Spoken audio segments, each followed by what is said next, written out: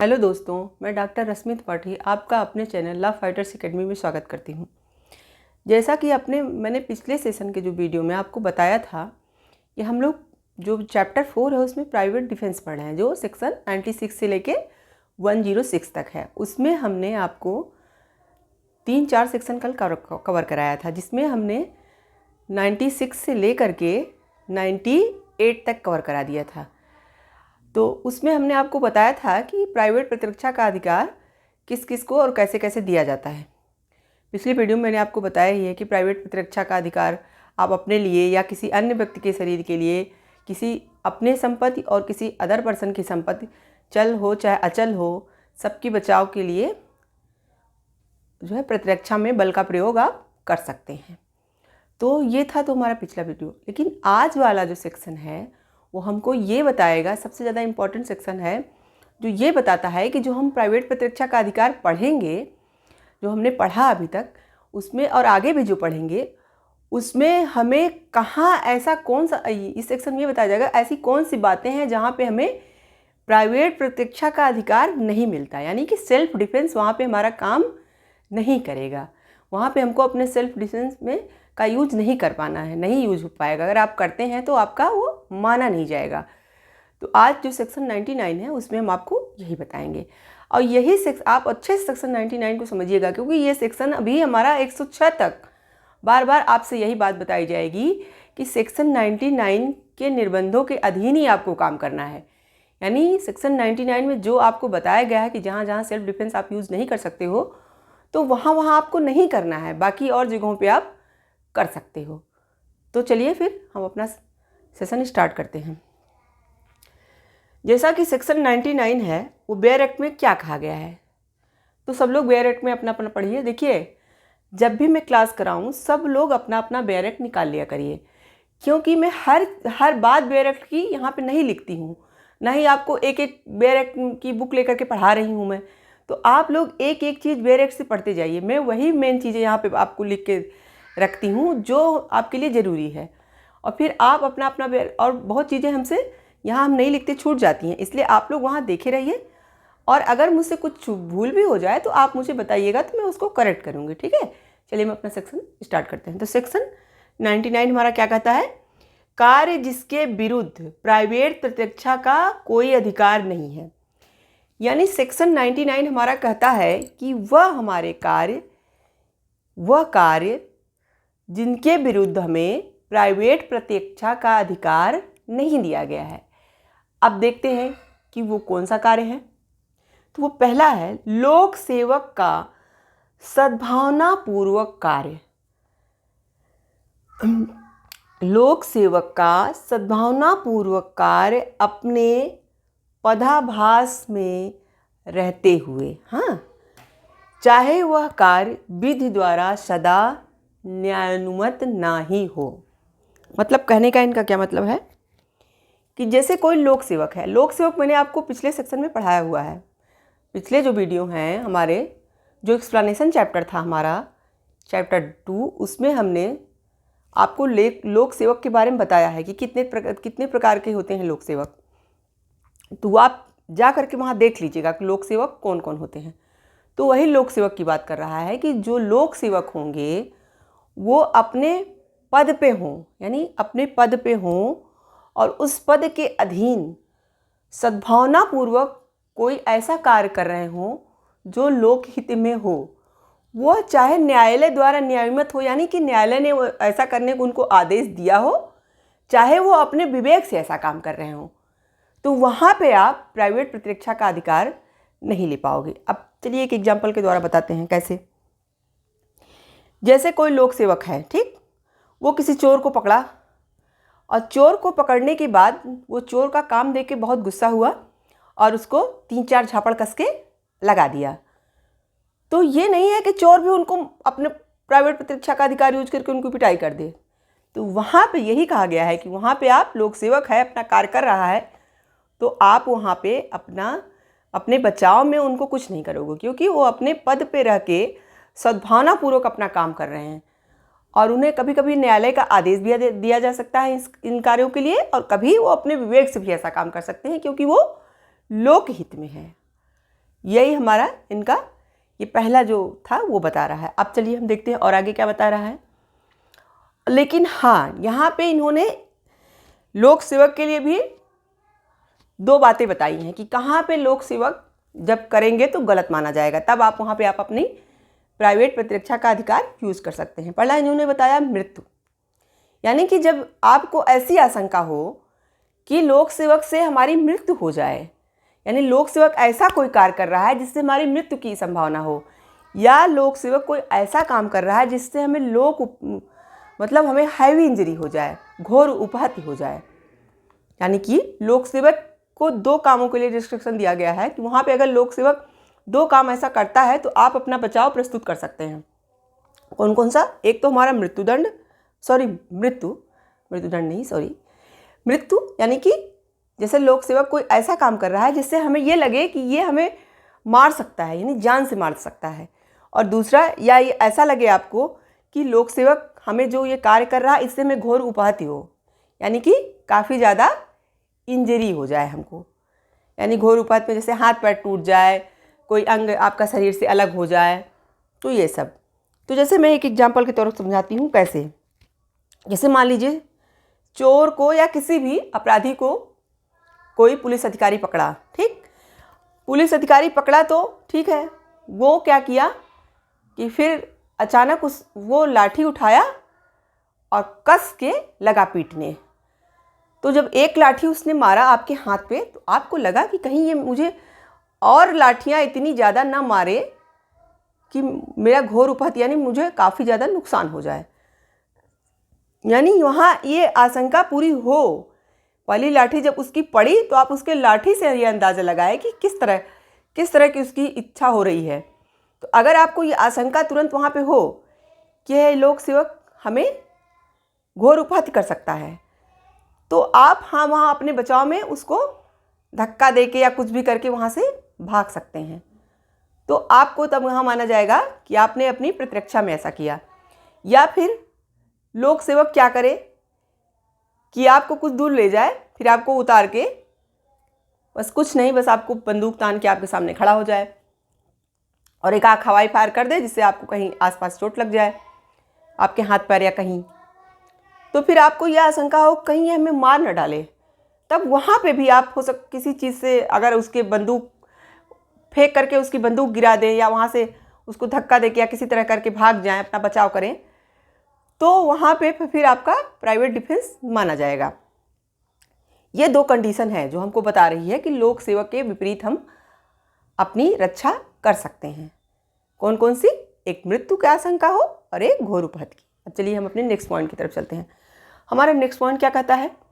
लोक सेवक के निर्देश में किया गया कार्य, वह जो व्यक्ति इसको, देखिए ये दूसरा पॉइंट ये कहता है कि अभी तक तो हम लोक सेवक जो कार्य कर रहा था उसके लिए हमें प्रतिरक्षा का अधिकार नहीं दिया गया है, दो बातों को छोड़ के बस। अब यहाँ पे दूसरे पॉइंट में कर रहा है लोक सेवक जिसको निर्देश दे। मान लो लोक सेवक यानी कोई पुलिस अधिकारी है, उसने अब कांस्टेबल को आदेश दिया कि जाओ तुम फला व्यक्ति को पकड़ लो। तो वो जो व्यक्ति आपको लोक सेवक के निर्देश पे पकड़ने गया है, वह व्यक्ति भी, उस व्यक्ति को भी आप अपनी, ये नहीं कि सेल्फ डिफेंस उस पर यूज़ करो। अगर वो आपको पकड़ने गया है और आप भाग रहे हो, उसने आपको पकड़ा, दो झापड़ लगा दिया, तो आप ये नहीं है कि अब लोक सेवक नहीं है तो उसको हम उस पर आप सेल्फ डिफेंस यूज कर सकते हैं, नहीं, आप उसके ऊपर भी नहीं कर सकते। सेम वही लोक सेवक वाली बात कि वो अपने पद पे बना हुआ है और किसी के निर्देश, लोक सेवक के निर्देश पे ऐसा कार्य कर रहा है, इसलिए उसको भी आप वहाँ पे सेल्फ डिफेंस आप उसमें नहीं यूज कर पाओगे अपना। हाँ, इनके लिए भी वही दो बातें बताई गई है कि अगर आपको वहाँ पे ये आशंका हो कि घोर उपहत्य या मृत्युदंड की आशंका आपको दिख रही हो, जैसे वो पर्सन जिसको लोक सेवक ने निर्देश दिया है, जैसे कोई कांस्टेबल आपको गया और जाते मान ही क्या किया, ये पकड़ा और पकड़ने के बाद लगा लाठी से पीटने, तब वहाँ आप अपना बचाव ले सकते हो। या आपको गोली तान के लगा मारने, तब वहाँ आप अपना सेल्फ डिफेंस का यूज कर सकते हो। तो ये थी हमारी दूसरी पॉइंट। अब हम चलते हैं नेक्स्ट पॉइंट क्या कहता है। नेक्स्ट हमारा कहता है कि डिफेंस के लिए इतना समय है कि वह लोक प्राधिकारियों से सहायता ले सके। अब देखिए यहाँ आप कहाँ पे आप जो है और अपने सेल्फ का डिफेंस का यूज़ नहीं कर पाओगे कि अगर आपको अपनी सुरक्षा के लिए इतना समय है कि आप किसी लोक अधिकारी से शिकायत करके ये बातें बता दें कि हमें ऐसा ऐसा मेरे साथ होने वाला है और वो आपकी सुरक्षा के लिए उतने समय में आ सकता है, तो अब वहाँ आप सेल्फ डिफेंस का यूज़ नहीं कर पाएंगे। आप, इनके कहने का मतलब है आप सेल्फ डिफेंस यूँ ही यूज करेंगे जहाँ पे आपके पास कोई आपको बचाने के लिए नहीं है, ना तो आपके पास समय है आपको बचाने के लिए, आपको जो है किसी को फ़ोन करने के लिए कि हमें हमारी रक्षा कर लो, हमें बचा लो। जैसे एक एग्जाम्पल देते हैं कि एक मतलब कुछ गुंडे आए और एक आदमी को धमका के चले गए कि कल तक तुमने ये काम नहीं किया तो कल मैं तुम्हें छोड़ूंगा नहीं, ठीक। तब वो आदमी, अगले दिन क्या हुआ कि उस आदमी को मारने वो गुंडे फिर आ गए, तो उस आदमी ने क्या किया, बंदूक लेके उन गुंडों को खुद मारा। तब वहाँ उसे सेल्फ डिफेंस नहीं मिलेगा।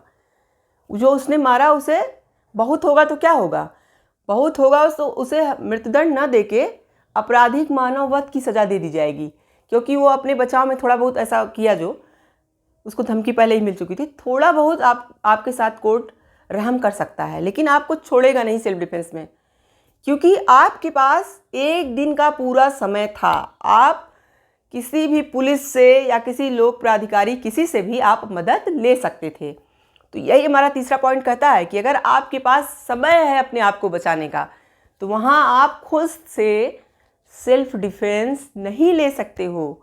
आप वहाँ किसी को मदद के लिए बुलाइए, या आप जाके FIR करे होते कि मेरे गुंडे आए मुझे ऐसा धमकाए। आपने जब कुछ नहीं किया और आप डायरेक्ट अगले दिन गुंडे आए और उनसे खुद अपना बचाव किया, तो वहाँ पे आपको सेल्फ डिफेंस पूरा नहीं मिलेगा।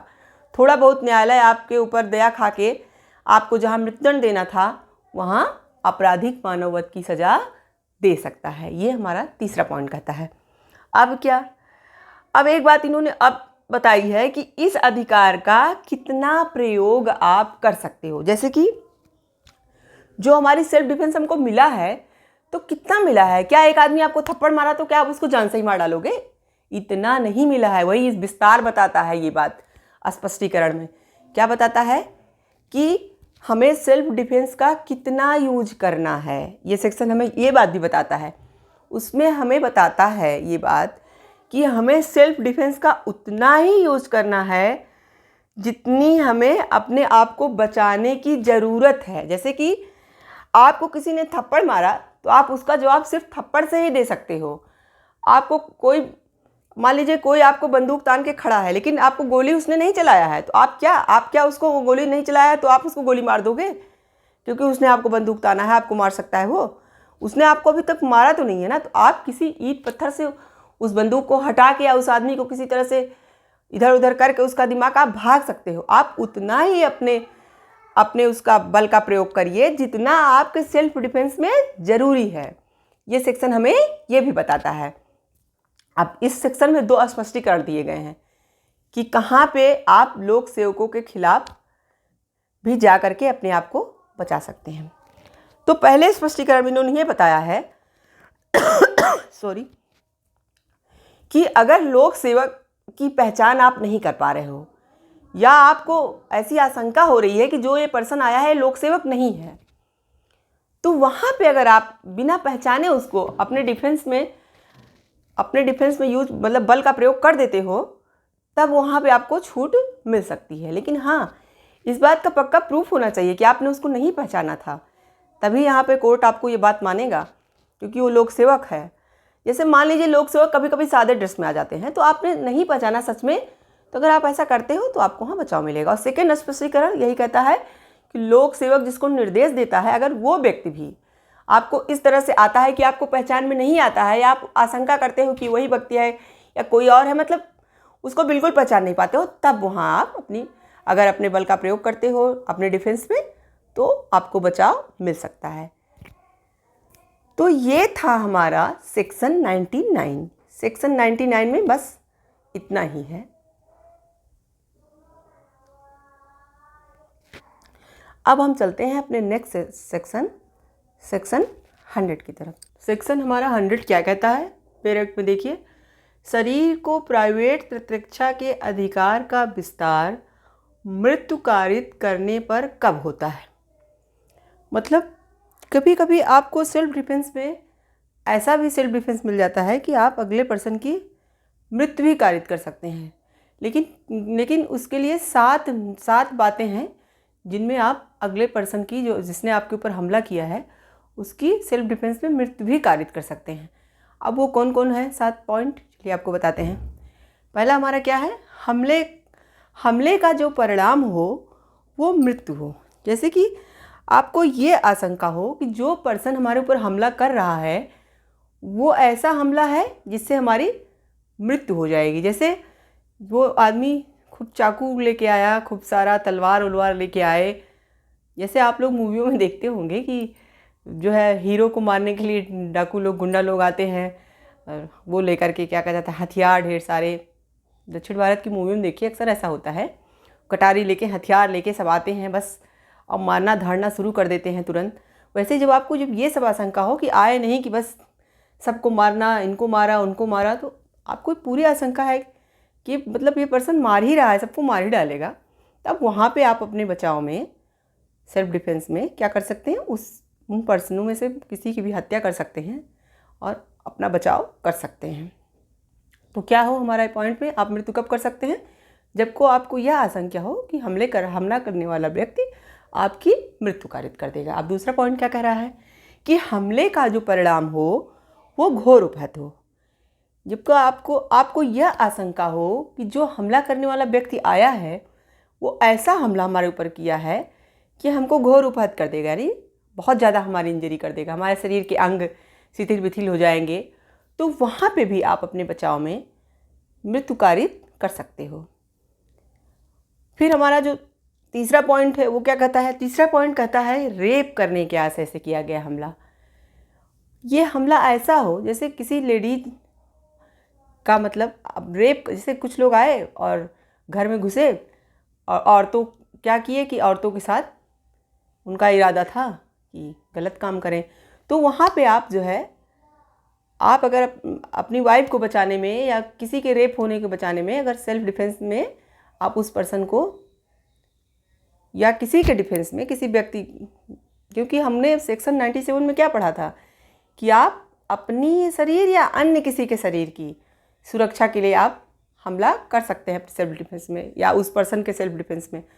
तो यहाँ पे क्या, वो रेप चाहे जिसके साथ हो रहा हो, अगर आपको लगता है कि रेप हो रहा है तो आप वहाँ पे मृत्युदंड भी कारित कर सकते हो। ये सेक्शन आपको बचाव देता है। और फिर क्या आगे, प्रकृति विरुद्ध काम तीसरा की तृप्ति के लिए। कभी कभी कोई आदमी होते हैं गलत काम करते हैं किसी बच्चे के साथ, किसी और पर्सन के साथ, तो फिर अगर वहाँ पे भी अगर आप वो पर्सन मतलब बचाव में या उसका गार्जियन कोई बचाव में अगर मृत्युदंड कारित कर देता है हमला करने वाले व्यक्ति का, गलत काम करने वाले व्यक्ति का, तो वहाँ पे आपको ये सेक्शन बचाव देता है कि मृत्युदंड हो गया तो सेल्फ डिफेंस में हुआ। अब क्या है अगला, व्यपहरण या अपहरण के आशय से कोई हमला करता है, यानी कोई आया किसी बच्चे को उठा ले जाने के लिए आया, तो अगर आपको आशंका है कि वो ऐसा करने आया है, वो ऐसा कर रहा है, तो आप अपने बच्चे के बचाव में या व्यपहरण अपहरण को रोकने के लिए आप उस व्यक्ति को सेल्फ डिफेंस में मृत्यु भी उसकी कारित कर सकते हैं।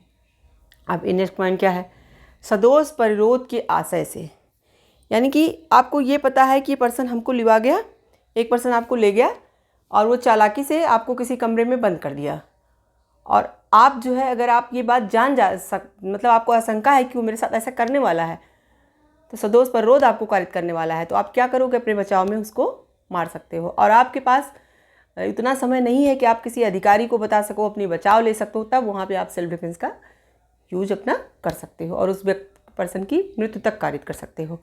और फिर हमारा क्या है लास्ट वाला 7वां पॉइंट, तेजाबाद से हमला करना। ये हमारा 2013 के संशोधन अधिनियम में जोड़ा गया, पहले 6 ही था।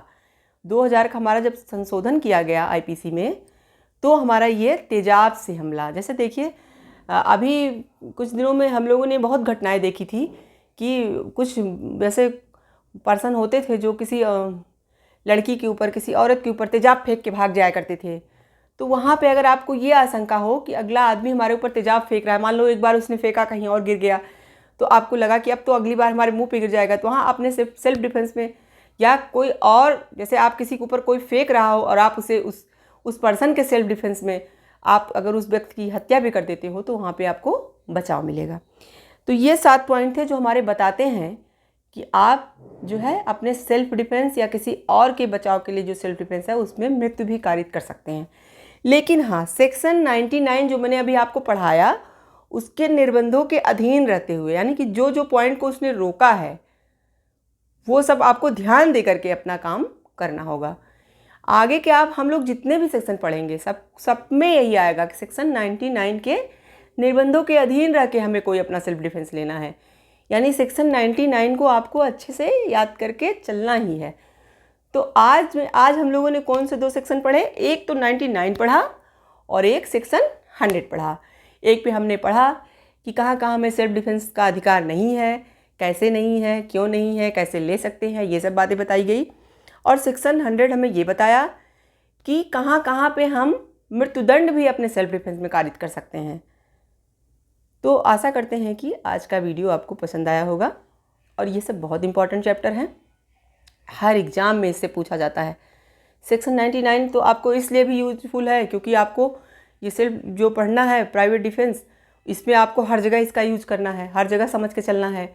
और 100 से तो बहुत ज़्यादा पूछा जाता है कि कौन कौन से ऐसे पॉइंट हैं। देखिए इस तरह से क्वेश्चन आता है कि कौन कौन से ऐसे मतलब सेल्फ डिफेंस हैं, ऐसे ऐसे पॉइंट हैं जहाँ पे हम अपने सेल्फ डिफेंस में मृत्यु भी कारित कर सकते हैं। तो आपको इस 7 पॉइंट याद करके रखना होगा। इस तरह से क्वेश्चन ज़्यादातर हर एग्ज़ाम में पूछे जाते हैं और एग्ज़ामों के सिवा भी आप अपने आम जीवन में भी इसका आसानी से यूज कर पाओगे सेल्फ डिफेंस का, इसलिए आपको इन सब की नॉलेज होना बहुत ज़रूरी है। तो आज के वीडियो में इतना ही। आप हमारे चैनल को लाइक कीजिए, सब्सक्राइब कीजिए, मेरे टेलीग्राम चैनल को पे जुड़िए। Thank you very much.